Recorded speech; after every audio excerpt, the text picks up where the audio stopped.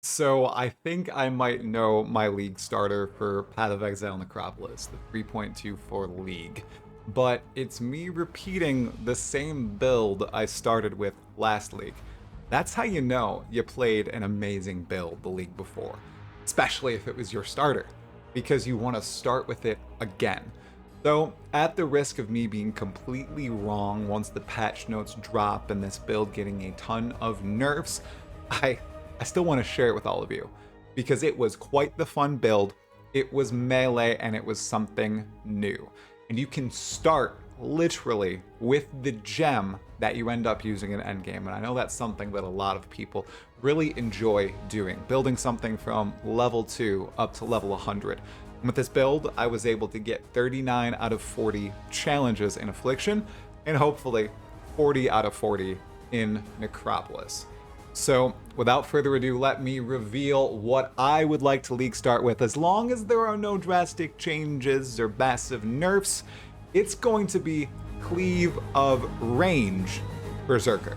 Now, yes, it's actually the Cleave of Rage transfigured gem, but I like to call it Cleave of Rage.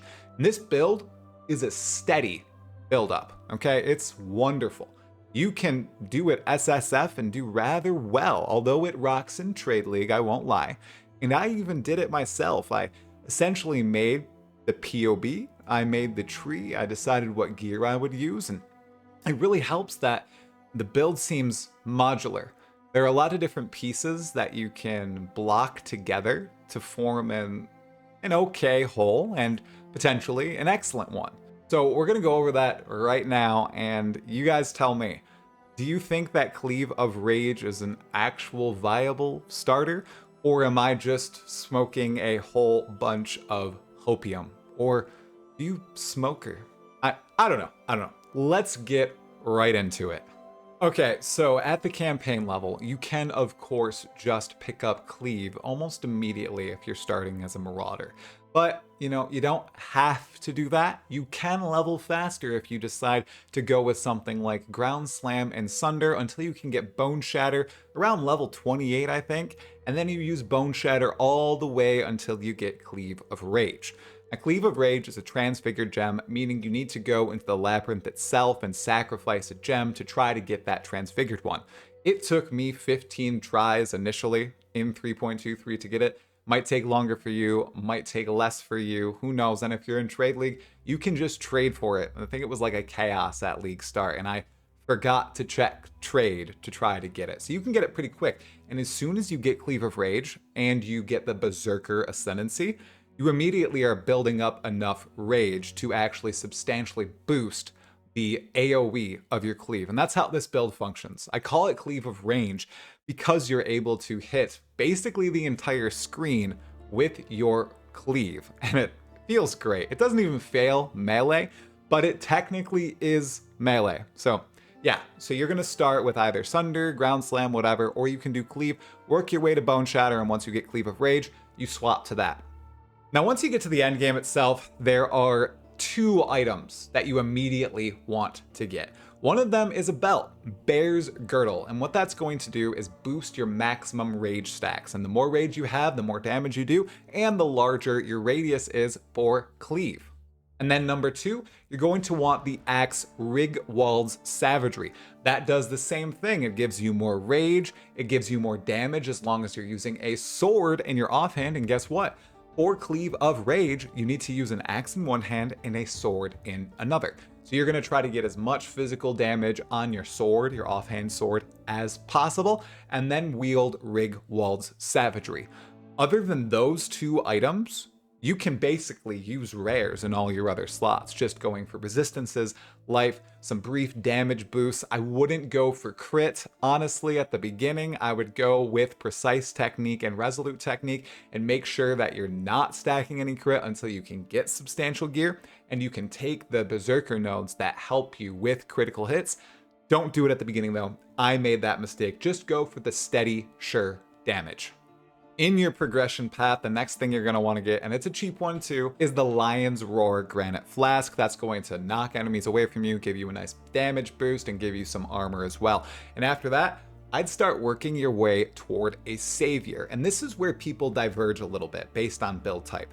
You can go savior, or you can go Paradoxica. Now, you want a savior as long as you're ready to swap to critical hit based damage types, okay? Because to use the savior to its full effect and summon your two bros to fight alongside you, you need to critically hit. So remember, do not swap to savior until you've swapped to critical hit damage, okay? Don't do that. If you're not going to swap to critical hit damage, then get something like a Paradoxica. That's a better upgrade, and you can pretty reliably farm that if you're in SSF by just doing the Mastermind. And in trade, there are plenty available because people farm the absolute heck out of that boss. What I bought right after the Savior was a Dying Sun Flask, Sulfur Flask, to make sure that I could get a sizable boost in damage when I'm sitting there on the consecrated ground and absolutely slamming the heck out of all of my enemies. Seriously, beyond those items, for the mid-tier budget and for the initial League starter build-up, you don't need anything else that's crazy. Once you get into the higher end, there are some upgrades that you can go for. I'm talking about Awakened Multi-Strike support. That's a big damage upgrade. You can also go for a perfectly rolled Paradoxica. That is better than the Savior if you can get a perfect one with all the proper rolls with crit strikes, increased fist damage, so on and so forth. Then you can try to get a Forbidden Flame and Flesh Jewel with the Blitz node allocated from the Berserker, so you don't focus on Blitz instead and you grab all the other relevant nodes for your specific class. Lastly, you can of course go for a Mage Blood on this build as you can with any other build, but additionally, you can go for a perfectly crafted Psychotic Axe with all the physical damage modifiers you have. Because Psychotic Axes also give you more rage, and of course you're going to want more rage, so you don't want to always be using that Rigwald Savagery. If you can get an excellently crafted Psychotic Axe from Heist, well, then you're going to swap out that Rigwald and make sure you have a Paradoxica or Savior in one hand, and an excellent Psychotic Axe in the other. A few little warnings about this build too, going into this brand new league. If you want to reliably generate your rage immediately when you start a map, you're also going to want a Red Blade banner. You can weapon swap out to it, press your war cry to get you up to max rage essentially, and then swap back to your one-handed axe and one-handed sword. It helps out a lot with starting the generation at max and you don't have to go through hit a whole bunch of mobs to get up that AoE. It's a huge quality of life, and all the footage you've seen in the background has me doing that right at the start of a map. It's phenomenal, and I would recommend building up to that immediately if you can. Of course, secondly, everyone, it is a melee build, and unless there are changes to ancestral totems, you're going to want those when you're playing this particular build. They're a big boost in damage, even though it's Cleave of Range, and for bosses especially, they help you down them pretty swiftly. 3, I said it once and I will say it again, this whole build relies on Cleave of Rage. So if you're an SSF and you don't want to farm the lab, or you're in trade league and you feel like just not relying on the lab or trade at all to get the gem, well, then you probably shouldn't league start with this.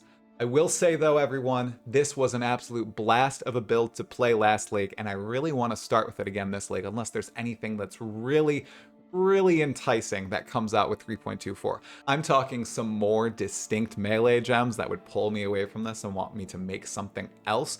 But right now, I'm really leaning toward Cleave of Rage. And like I said before, I was able to work all the way through the endgame, the very tough affliction-juiced monster endgame last league. So whatever they throw at us with 3.24 Necropolis, I'm sure that Cleave of Rage will be able to take it down. Now, this was just a video kind of gathering my thoughts, kind of talking about the build itself and my thoughts on the league starter. This isn't a build guide, right? So if you would like me to make a build guide for this particular build for Cleave of Rage Berserker, let me know in the comments and I most definitely will get to work on it before I fly out to LA for the Path of Exile to Exile meet. I surely want to release it after the patch notes though, because there could be some nerfs, you know, we could get -1 to radius of Cleave of Rage, and wow, wouldn't that suck? As always, everyone, thanks for your tremendous support. I'm talking to you Twitch subscribers, you patrons, and you YouTube members. You are the absolute best, and you're really helping me scale up this channel and allowing me to put out content almost daily at this point. Thanks so much. Anyways, that's all for this video. Talamoana, Exiles.